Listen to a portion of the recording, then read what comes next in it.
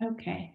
Good morning, everyone. Thank you for joining us for this morning's presentation with Mary Poland and Vicki Timian. I'm always afraid I'm pronouncing your name wrong, but Vicki is the head of access services at the University of Georgia Libraries. And then we also have Mary Poland here with us today. She is an assistant department head for access services, also at the University of Georgia Libraries. They will be talking to us this morning about fulfillment throughout the pandemic. Thank you guys so much for joining us. Thank you, Joy. Thanks everybody. Let me go ahead and start my screen sharing here.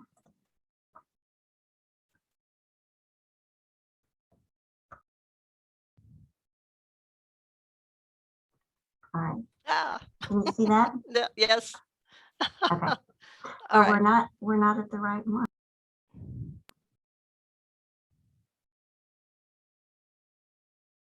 There we go. Ta-da. All right. Good morning. Thank you all for coming. We thought we'd talk a little bit about what we did during the pandemic, during the lockdown, and then as we reopened for the fall semester. This is fulfillment through the pandemic and beyond. And we hope you, we just thought that it would be hopefully an interesting, just to let you guys know what happened here at UGA. So first off, this is the timeline. This is sort of our timeline for how we our planned return. We, in March, obviously everything shut down. We started planning the return. Vicki started planning returns with the administration in April. And in May, we sort of had the duties set up, and we had some work schedules filled out. And then in June, we started our on-site services again. So I'm going to I thought I'd let Vicki let you know how that worked out when she was working with the administration to figure this out, because I know that was a very chaotic time when when everything started in March. Thanks, Mary. So like Mary was saying, in March and April, it was chaotic, crazy time, as I'm sure it was for everybody. And so what we were trying to do, we had to manage a lot of the fulfillment configurations in ALMA. We had to do that we have 12 different circulation service desks around all of our campuses. So there was a lot of configuration going on with terms of use. We pushed out the due dates, and as I'm sure you remember, dates kept changing. So we would push out the due dates and when we thought that we would come back, and so we did that multiple times, kind of moving due dates forward. We tried to make it as easy as possible for our patrons not to have to worry about the books that they had checked out on their account. We wanted that to be like the least thing that they had to worry about. We also had to look at determining what were essential services and what had to be done on site and what could be done remotely. So the essential services that we determined were course reserves. That was a transition during the spring semester to anybody who was not on using our electronic reserves. We made it so that we could pivot them over with any of the physical items that they may have. We tried to work with them along with our research and instruction group.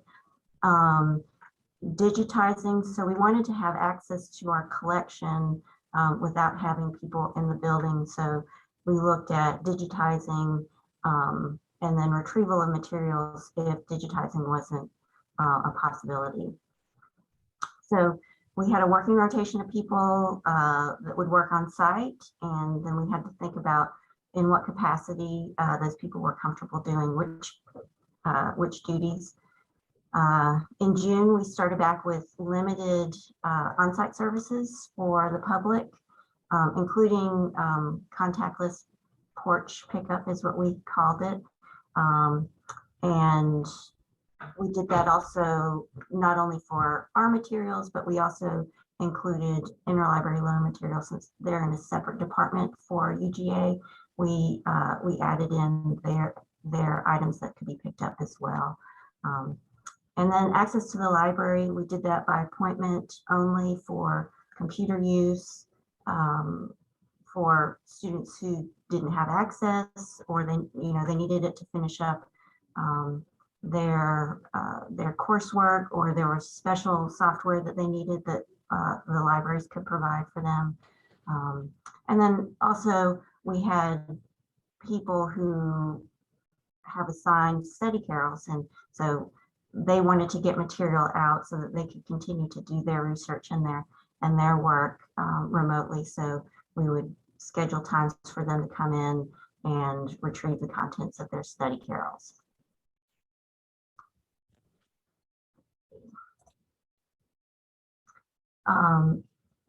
One of the things that we did was we consolidated our request forms into one form, and those requests were vetted through our research and instruction department first. And so what they did was they checked to see if we had any materials that were available through the HathiTrust emergency access or any other electronic access.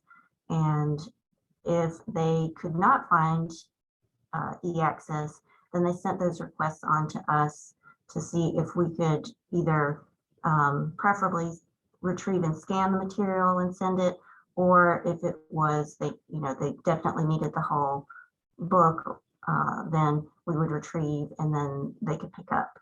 And we did retrievals from our main library, our science library, and our offsite repository. And so you can see, it kind of dipped down, and then we didn't do anything in May when we were completely remote. And then we started to pick back up with our retrievals here in June. One of the things that we had was that the main library had the only outside accessible book return. And so as students realized that they weren't coming back to campus, we started getting a lot of returns. We took returns from any library. We had Gill Express returns. We had some people who called from other campuses, other institutions that wanted to be able to return their materials. And so we were like, just put everything in the book return. So even during the times when the campus was completely closed, we had the ability to go in a couple times a week, and we would empty it and put everything on carts and get them ready, put them in quarantine, and have them waiting for us to check them in as we are able to get back into the building. So that's what our book return looked like a lot over the summer. And I'm going to pass it back over to Mary. All right, thank you, Vicki. Yes, that was a very exciting time at the book drop. This is one of our staff members, and as you can see, this is at right when we were starting. Whitney was part of the morning crew, who generally they were usually on the document delivery, like scanning, and they were on the other end of getting things prepared. But obviously some people they would come during the morning, even though our porch pickup was scheduled for the afternoons most days. So this was a time when she was performing some porch pickup duties for us. This is what outside of her usual duties that she would be doing that in the morning. Usually, this is back behind the circulation desk in our work area, and this is Jeff Nolte, who's preparing. He's preparing us for a day of porch pickup. We've gone through the so the morning crew would like do the pick from shelf. They would go pull the books and get them ready, and then we would scan. We would get them scanned in and put the holes on them, and then the people would. We would, and then Jeff would get them put up on the shelf so we would be ready to go when the calls started coming in.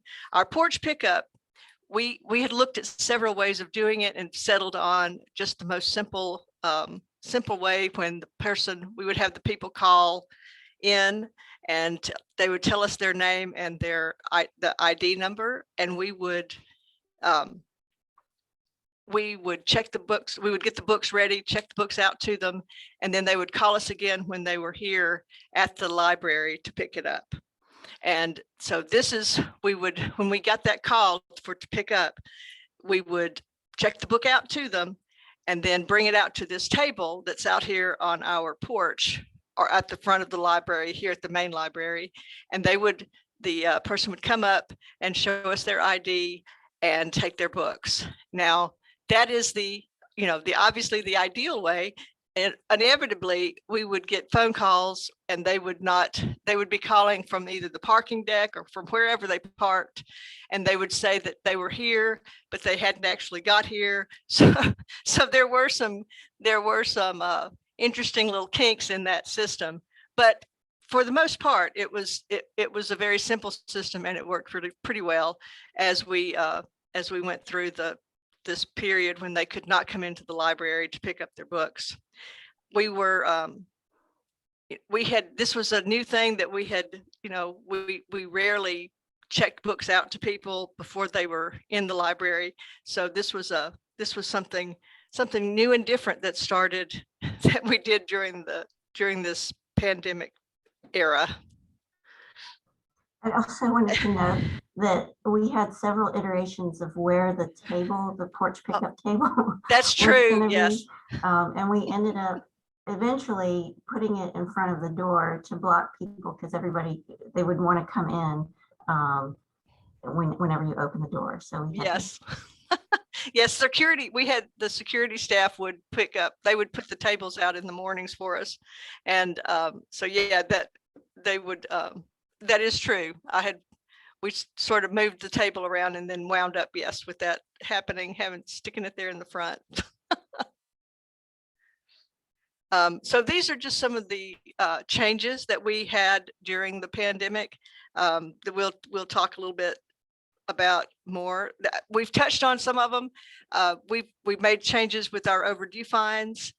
We had some that I think that Vicki had actually started before the pandemic, and I will let Vicki take that because she was instrumental in getting that done. All right, thanks, Mary. So we had already begun a process of trying to eliminate our regular overdue fines, and we had gotten approval from our provost to do that, and which included an amnesty for any currently outstanding fines, which was awesome. And that was supposed to start in the fall, but the pandemic kind of allowed us to speed up that timeline. Plus, we had, in addition to trying to move, we kept trying to push those due dates forward. We also had a temporary suspension of all the other fines. So any recalls, we canceled the ability to recall any reserve fines.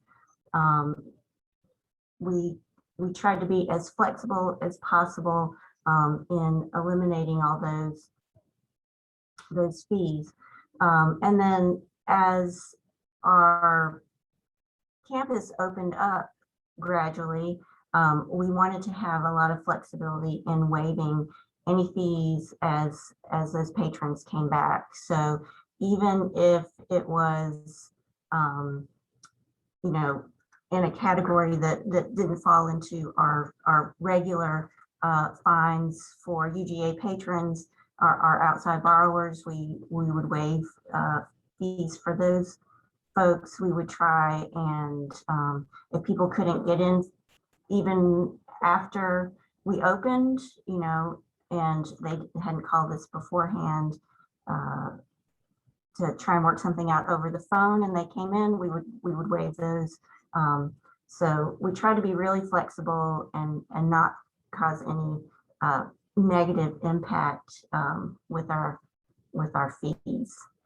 Yeah, and I remember there was that you had to run that job in Alma, like to eliminate the overdue fines from people's accounts in Alma. That's right. There was there's a bulk fine waiving feature in Alma, which was really helpful. So there was a lot. Yes, there were a lot. There was a lot. There were a lot of old fines. So it helped. We were really happy because as well, because it's going to help us clean up our patron information and will let us get rid of some really old patron data that's in there.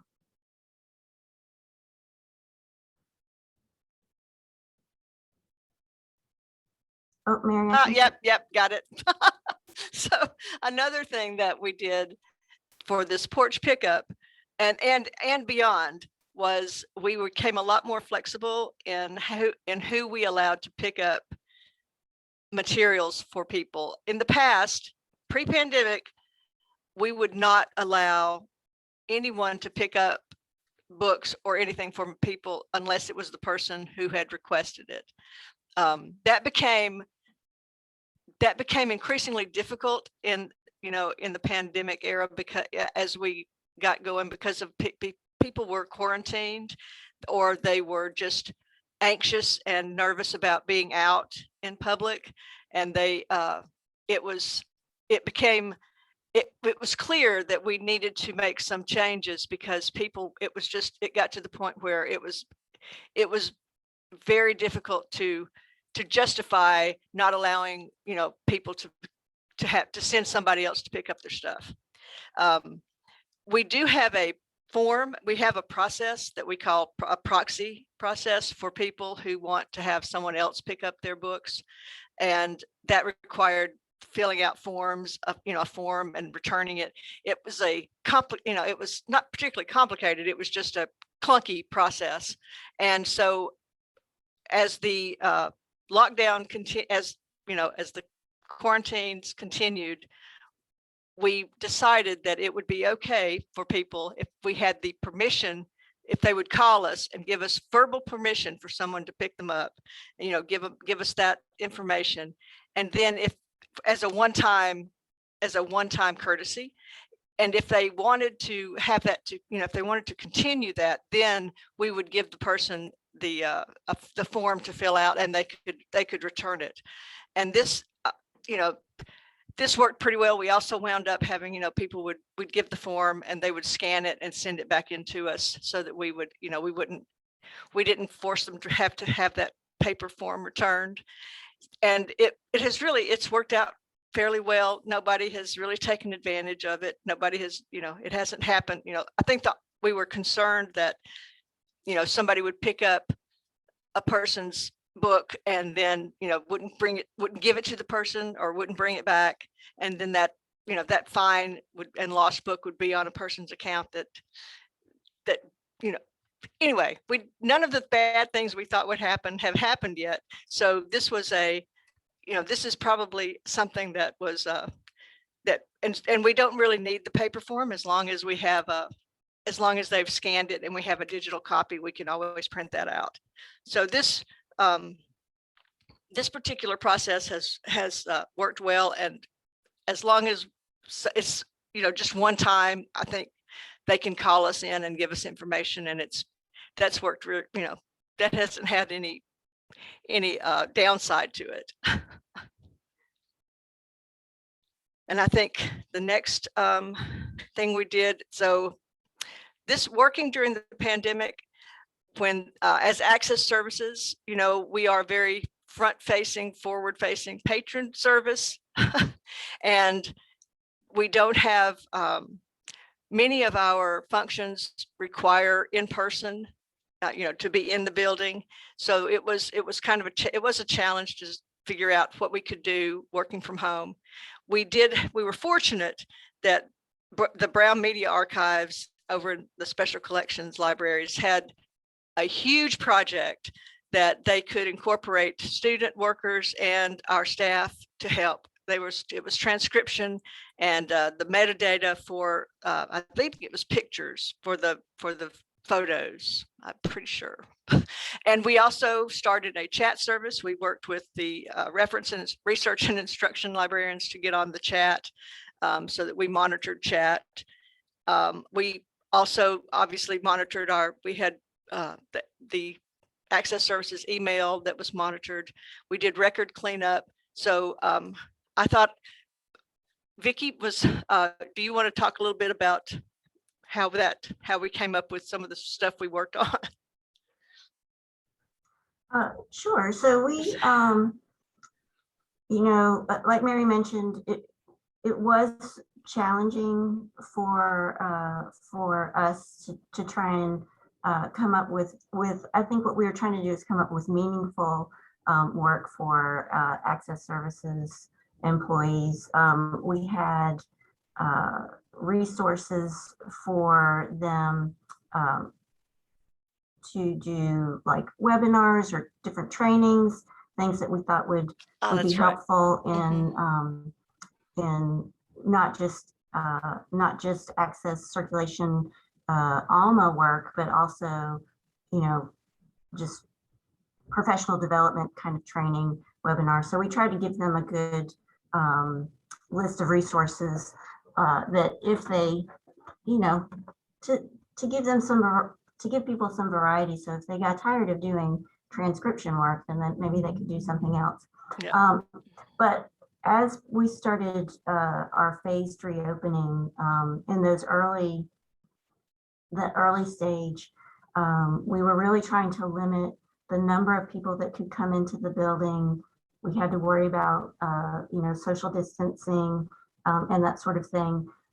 We ended up limiting our document delivery scanning just because the scanning took so much time that it was difficult to kind of do that work within we were limited to no more than 4 hours a day on site. And we tried to even keep it shorter than that for people. So we did reserve scanning.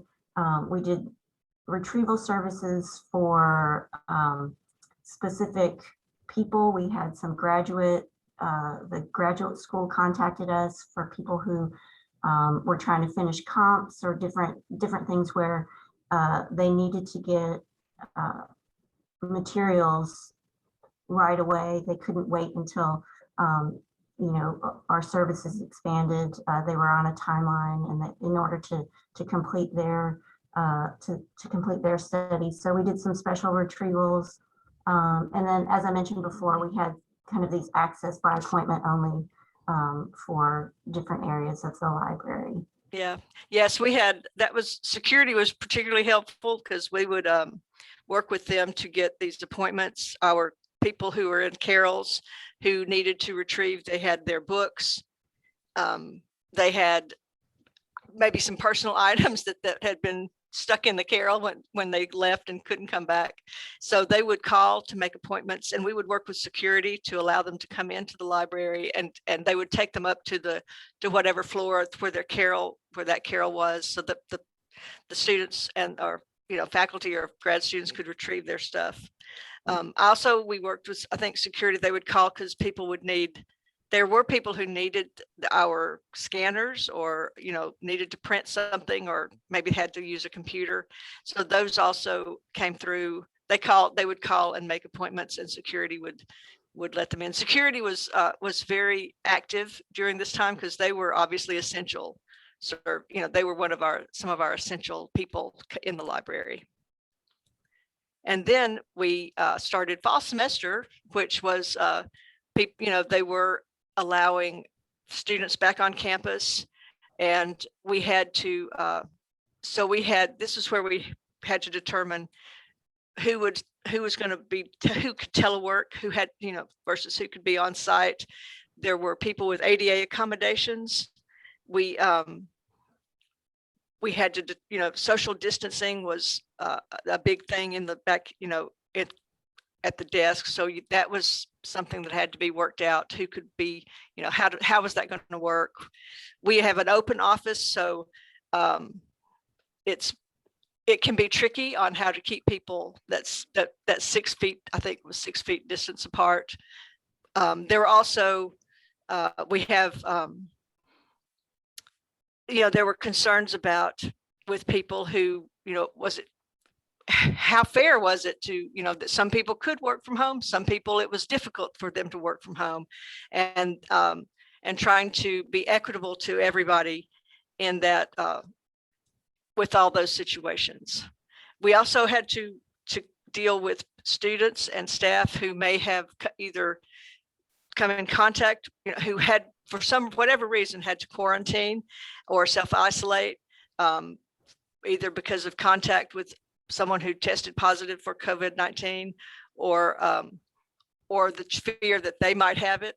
We were fortunate, I think, that we had very small numbers of people who had these issues, but we did have, once the students came back, it was particularly students we did run into that with several of our access services students, both in several of our locations. So that was, they staff our service desk, and truly, the fall semester was not particularly, it was never as busy as a regular semester, but we did have student staffing, and this was often an issue.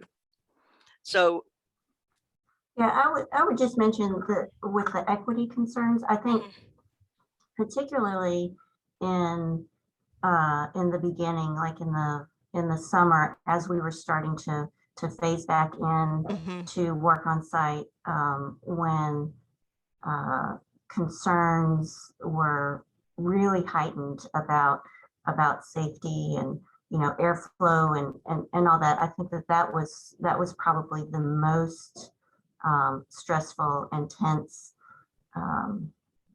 time to try and figure out how we were going to do scheduling. And I think as we kind of went on with the pandemic, and also how the library handled all of the different safety concerns, which I think Mary's going to talk about in a little bit. I think it eased up, but it was fraught in the beginning. So yes, it certainly was one of the most difficult things to deal with. And so we also expanded our digitization. I have to tell you that those May and these May, June, July numbers, we did things during that time. It's just we did not necessarily record what we did because of the because of the whole situation. Our stats probably should be a little higher than what you're seeing right here for May. Well, maybe not for May, but certainly for June, but because we did do quite a bit of, as Vicki mentioned, document delivery and e-reserves, scanning in the morning. And as it worked, as we went on, what would try to happen is you would scan stuff, and then when you went as teleworking, you would send those things out to the patrons who had requested them. And that particularly for the science library, once they started getting back in, that has worked really well for them to as they continued on with people teleworking. We obviously we had, and I'm sure many of you have heard all of issue, the thing about the controlled digital lending, which is, I think it's a wonderful idea, but of course, you know, there are definite copyright concerns, and we have been very aware of those copyright issues as we expanded our digitization. We made heavy use of the HathiTrust emergency access service. They were, we could, a lot of our print collection was made available online through the HathiTrust, that so that people could access it. Once we opened back up, and as people had more access to our physical collection, of course, the HathiTrust that went away. I forget, I'm not sure exactly, but It was in fall. fall? Yeah. Mhm. So once people started, patrons could come back into the library, the HathiTrust emergency access service was discontinued. But that was an extremely helpful service during the time when we were all off campus. Yeah, And I was just going to mention that I think that, so this is just our document delivery yeah, statistics, and it also changed, I think the amount of scanning that we did also changed the way that we are starting to collect statistics, Yeah. because we were just doing it by request, but in particular with some of the with the e-reserve requests that we were getting, we had several entire books that were that we got authorization to scan, that it, you know, just counting that as one request when really it was, you know, 400 and something pages. You know, it made a difference. It made us see that in order to kind of really really record the work that we were doing, it made more sense to do the amount of pages that we were scanning. So that was one of the changes that we made. Yeah. Throughout this. Yes. What's anything else, Mary? Before I think it's media. Okay, I think that I hand it off to you. Okay, so with the transition to online learning, our streaming media, which we had been doing, but it really did, the demand really skyrocketed.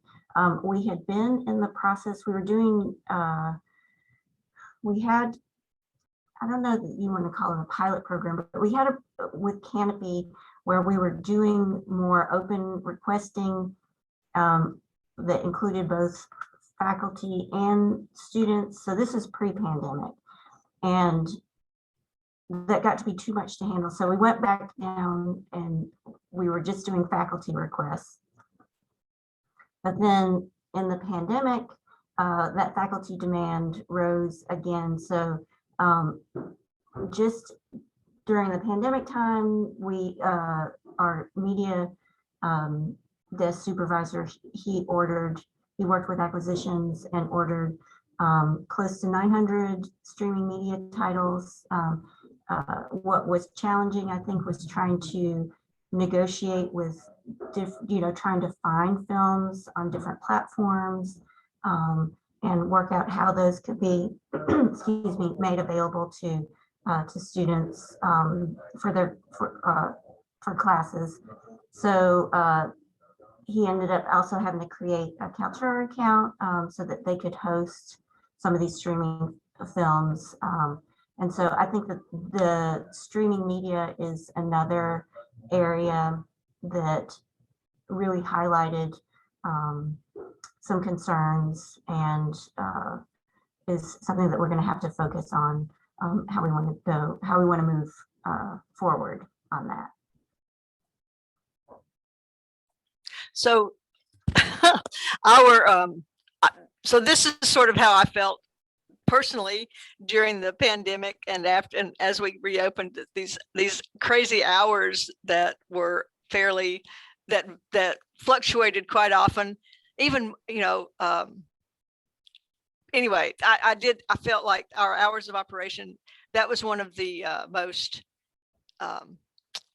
most things that changed the most, and it was quite quite unnerving sometimes, not knowing exactly how those hours were gonna work.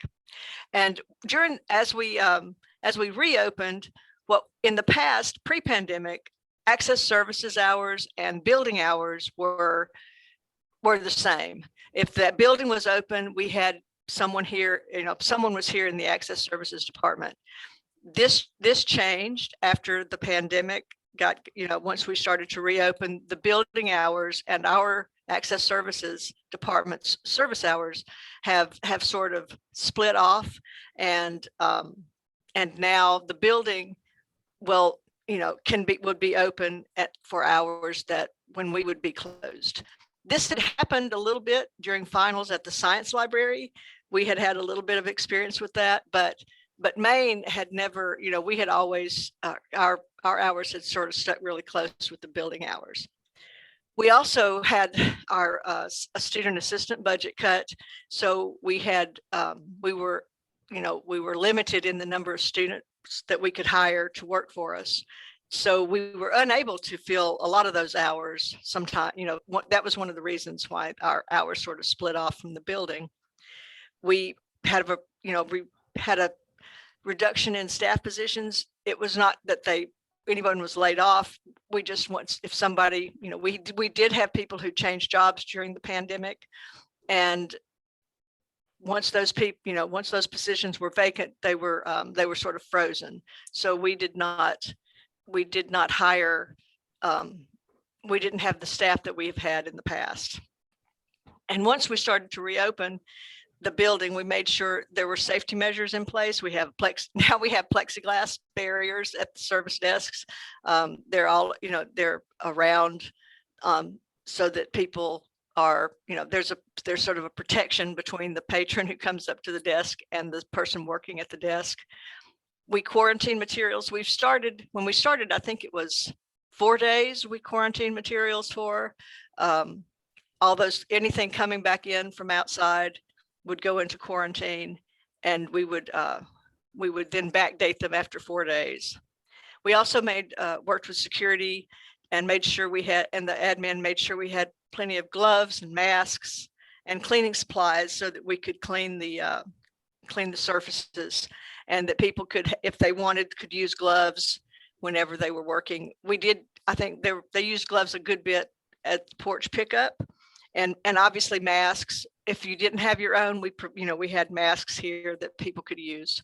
That was also something I think security would give out to people who came into the building. They would make sure that everybody had a mask. So just getting our hours going back it's been a little bit of it's been an exciting time with the hours of the library and working with access services, making sure we have coverage, and making sure everybody feels safe being at the desk.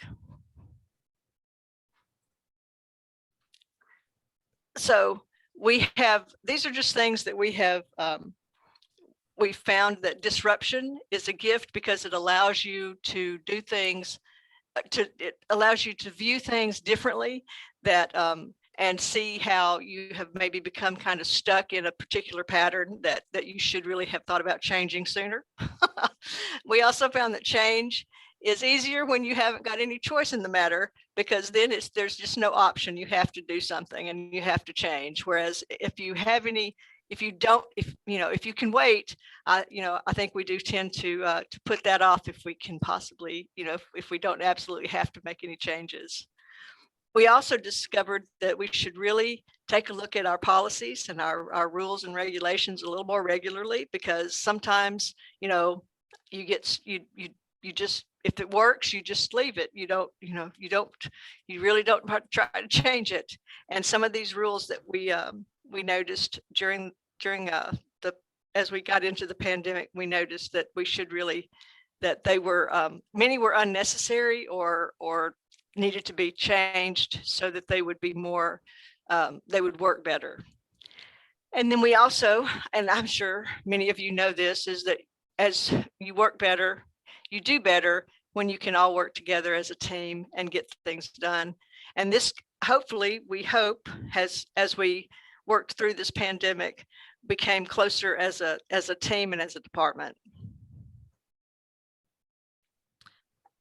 And so this is where, as we look ahead, we are definitely a much smaller and leaner department. We have not, and may never, may not get back to our pre-pandemic levels of employment for students and maybe staff. We definitely intend to expand our digital services. I would really like to see a true document delivery put in place so that we could continue expand, for our undergrads and for everybody, for all of our community here on campus. We also we worked a chat service during, while we were shut down. And then as we came back, we tapered off, but I think that we are planning to resume that chat service for access services. And obviously we updated our policies and we would, now need to probably put in place a policy of looking at those policies at least annually to make sure that they still make sense and are still, still relevant. Did you need to add anything? Did you want to add anything, Vicki? Or I don't think so. I think you covered it well, Mary. We also, we have now the spring semester has been a more fairly normal semester. People, we've had a lot, more people were back on campus, and we expect in the fall that we will be, it will be back to a maybe pre-pandemic semester, maybe. And thank you all for being here. I really appreciate it. We're happy to be able to present this to you. And it was just really, I know it was more of an informative thing, not, and I hope you enjoyed it. Yeah, let's see, I think.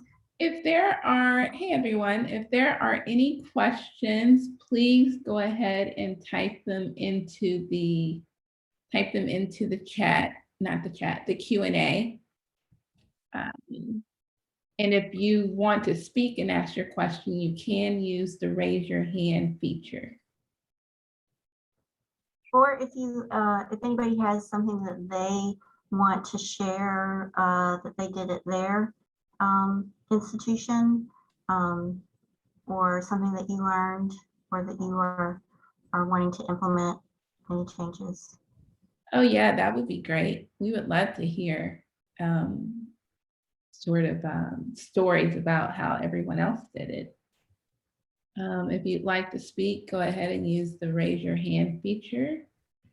Okay, I see one question in the Q&A from Kel Carpenter. Are you foreseeing any changes to hours or staffing remaining as you look at fall 2021?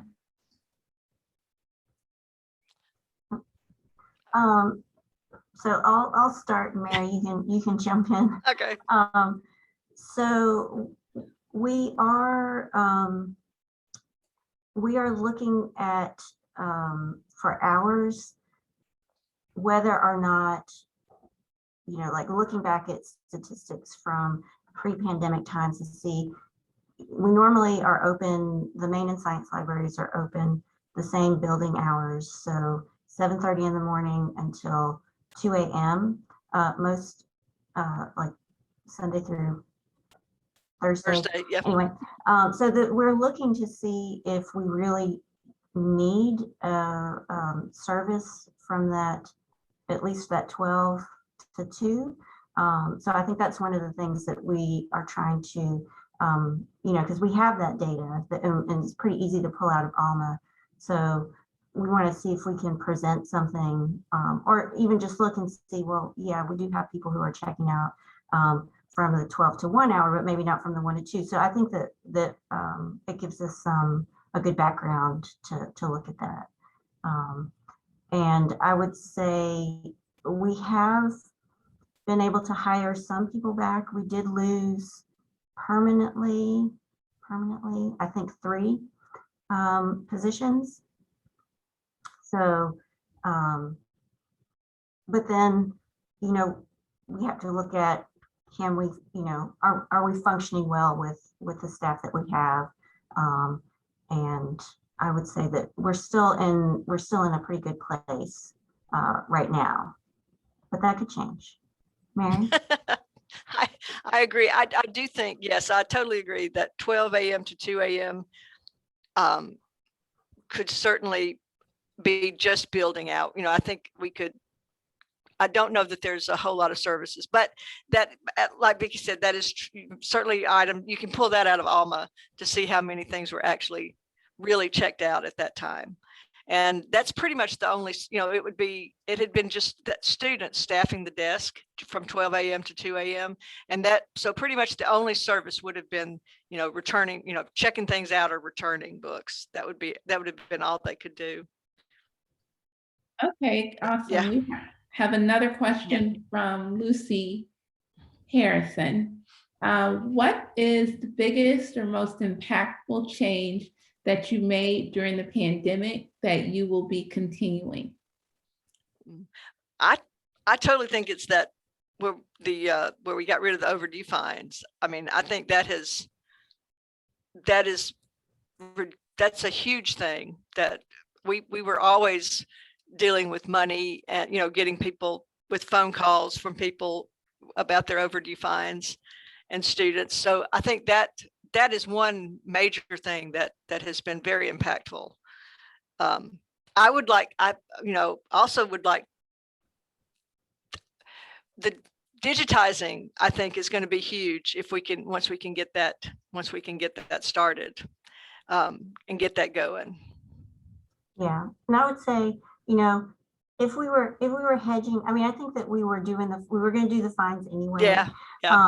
I do agree with Mary that I think that you know, the pressure, maybe not pressure, but the impetus to streamline how we do our document delivery is going to be better for our patrons. And then I think also for us, it's trying to look at how we can be more accommodating to our patrons while still, you know, maintaining good security over our collection. You know, how can we open up access and prevent fewer barriers? I think kind of that that a little bit more forgiving, expansive mindset, I think has been will be impactful moving forward. Yes, absolutely. Yep. Okay, we have a third question from Melissa Jackson. Will you be scanning reserve items to put them online over the summer or fall terms? Will you scan entire books?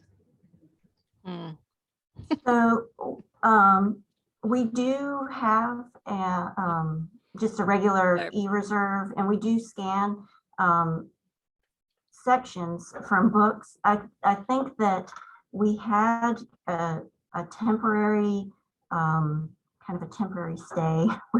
We have a copyright expert on our librarian team, so we were able to go through her for a lot of the questions that we had.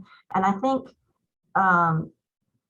we probably will not be doing entire books anymore, and probably not large chunks of books anymore, just because I think we had some room there at, when classes were completely online and people couldn't get to the library. So I think that gave us a little bit more leeway as far as copyright considerations go. But I think we will be, until we can figure out this control of digital lending, I think we will we'll probably go back down to, you know, a more reasonable percentage of a book. Yes, I totally, I'm a proponent of controlled digital lending, but I'm also a realist, and I'm, you know, and I'm aware of the the implications there for problems with copyright. So so yes, I agree. All right, we have a fourth question from Beverly. Could you please talk about the equity issues about working remotely versus on-site? Did you experience any feelings of jealousy or resentment by some staff members? I would say in the beginning when when pretty much the entire library except for the essential services were working remotely, there was a lot of resentment. And I think what we tried to do at that point, because it was like, well, it's just security and access services that have to come into the building and put themselves at risk. So how is that fair? So I think we were able to actually work with other departments who actually volunteered and were either they they wanted to come into the library and be on site. So we were able to have volunteers in the beginning, which I think was great, and I think it helped out for morale. And I think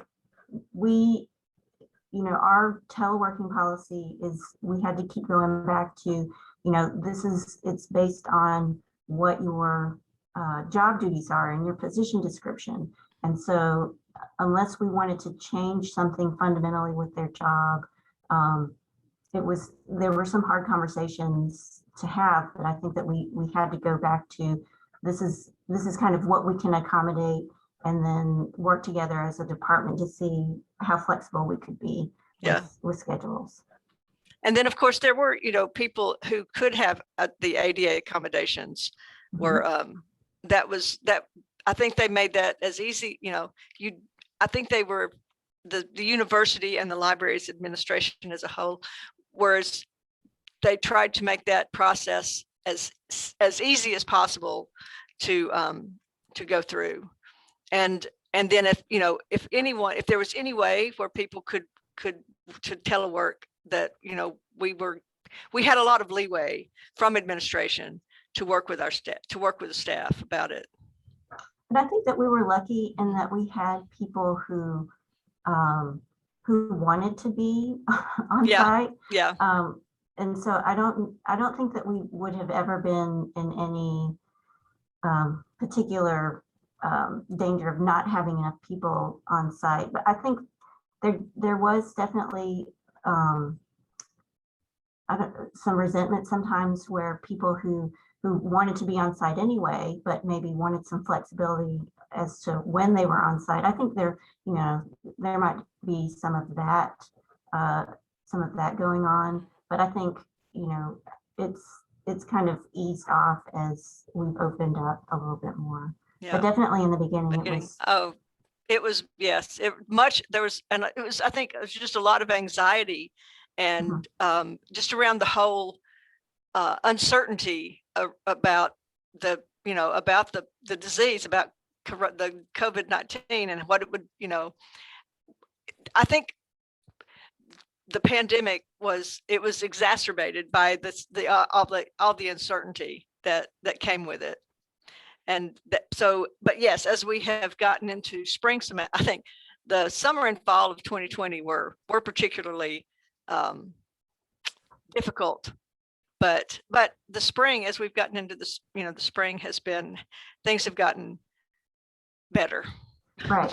And also I think that we tried to, the people who were on site and the people who were working from home, we tried to balance that with, maybe we could get the scanning had to be done on site. So we would do that, but then the person working from home would do all of the back end processing that could be done remotely. So we tried to really balance kind of who was doing, we tried to figure out what could be done realistically from home, and then, try to shift things that way for people. Thank you all for answering those questions. I don't see any additional Q&A right now. We do have a couple of minutes left, so if there are other questions, please type them in. Okay, let's see. Melissa Jackson, are you getting rid of fines permanently? Yes. Yes, we are. So the way that we were approved is regular overdue fines, so not recalls, for kind of general collection books. So we still have fines for media, technology, reserves, and then we actually still do charge guest borrowers overdue fines. So yeah, it's just for the UGA community. But we try to go with the Gill Express model, actually. Yeah. Try and make it consistent. Okay, great. And we just have one comment come in from Whitney Bates Gomez. She says, thank you.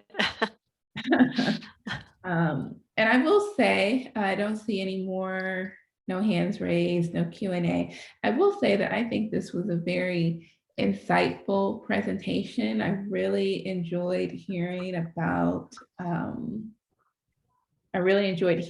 your experience and how you pulled it all together. In the midst of everything that was just changing every time you turn around. But thank you all so much for doing this presentation today.